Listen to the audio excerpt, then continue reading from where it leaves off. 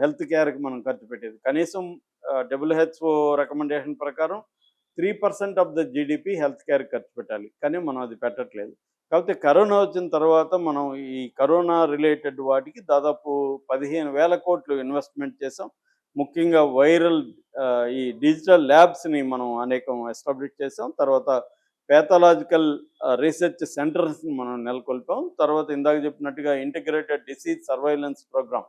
అంటే ఎక్కడ డిసీజ్ ఉందో దాన్ని ముందే ఐడెంటిఫై చేసి అలర్ట్ చేసే ఒక సర్వైలెన్స్ ప్రోగ్రామ్‌ను కూడా మనము పెట్టాము. వివిధ వ్యవస్థలనైతే మనం ఎస్టాబ్లిష్ చేసాము. అట్లాగే హాస్పిటల్‌లో ఐసీయూ బెడ్స్‌ని, వెంటిలేటర్‌ని, టెస్టింగ్ పరికరాలని, పీపీఈ కిట్స్‌ని ఇవన్నీ చేసాం. అట్లాగే మన హెల్త్ కేర్ ప్రొవైడర్స్ ఎవరైతే ఉంటారో వాళ్ళందరికీ మనం ట్రైనింగ్ ప్రోగ్రామ్స్ కూడా కండక్ట్ చేస్తున్నాం. కానీ ఇది సరిపోవట్లేదని చెప్తున్నారు. 0.1%కి 65,000 ఐసీయూ బెడ్స్ అవసరం, కానీ అన్ని లేవని చెప్తున్నారు మన దగ్గర.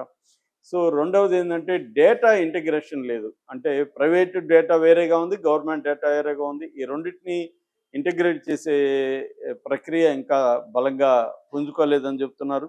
అయితే కేరళ మోడల్‌ని ఇప్పుడు దేశం అంతా ఫాలో కావాలనేది కూడా హెల్త్ నిపుణులు చెప్తున్నారు. నిపా వైరస్ వచ్చినప్పుడు కేరళలో వాళ్ళు లోకల్ సర్వైలెన్స్ నెట్వర్క్ గానీ, ర్యాపిడ్ డిటెక్షన్ అంటే త్వరగా జబ్బును గుర్తించడం గానీ, తర్వాత కమ్యూనిటీ ఇన్వాల్వ్‌మెంట్ చేయడం గానీ, యూనిఫైడ్ డేటా సిస్టమ్‌ని డెవలప్ చేయడం గానీ, ఇవన్నీ కేరళలో ఎఫెక్టివ్‌గా చేసి నిపా వైరస్‌ని వాళ్ళు సమర్థవంతంగా ఎదుర్కోగలిగారు. కాబట్టి కేరళ మోడల్‌ని దేశంలో మిగతా రాష్ట్రాలు కూడా అమలు చేయాలని సెంటర్ భావిస్తున్నట్టుగా చెబుతున్నారు.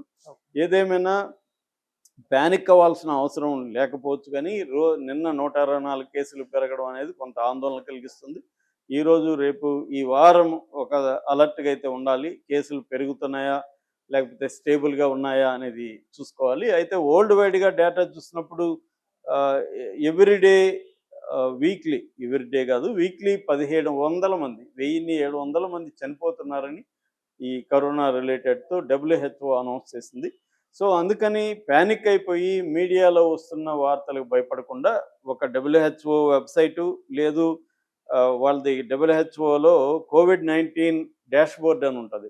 ఆ కోవిడ్-19 డాష్‌బోర్డ్‌ని మనం ఎప్పటికప్పుడు చెక్ చేసుకుంటే వరల్డ్ వైడ్ ట్రెండ్స్ ఏంటనేది క్లియర్‌గా డబ్ల్యూహెచ్ఓ చెప్తుంది. గవర్నమెంట్ ఏం చెప్తుందో అది తెలుస్తుంది. ఎందుకంటే చాలా సార్లు మీడియానే భయభ్రాంతం చేసి చాలాసార్లు ప్యానిక్‌తో హార్ట్‌లో ఆగిపోయిన సందర్భాలు మనం ఎక్కువ చూసాం. భయంతో ఎక్కువ చనిపోతారు కరోనా వల్ల. సో భయపడాల్సిన అవసరం లేదు. భయపడకుండా ఉండాలంటే మీడియా న్యూస్‌లకి కొంత దూరంగా ఉండాలి. ఎందుకంటే మీడియా బ్లో అప్ చేస్తుంది. లేని ఇది ఉన్నట్టుగా చూపిస్తుంది. అందుకని ఈ డబ్ల్యూహెచ్ఓ డాష్‌బోర్డ్ గాని, తర్వాత ఇండియన్ హెల్త్ డిపార్ట్‌మెంట్ వీళ్ళ వెబ్‌సైట్‌లు అంటే అథెంటిక్ వెబ్‌సైట్‌లు చూడడం, దాన్ని మాత్రమే మనం ఫాలో కావడం.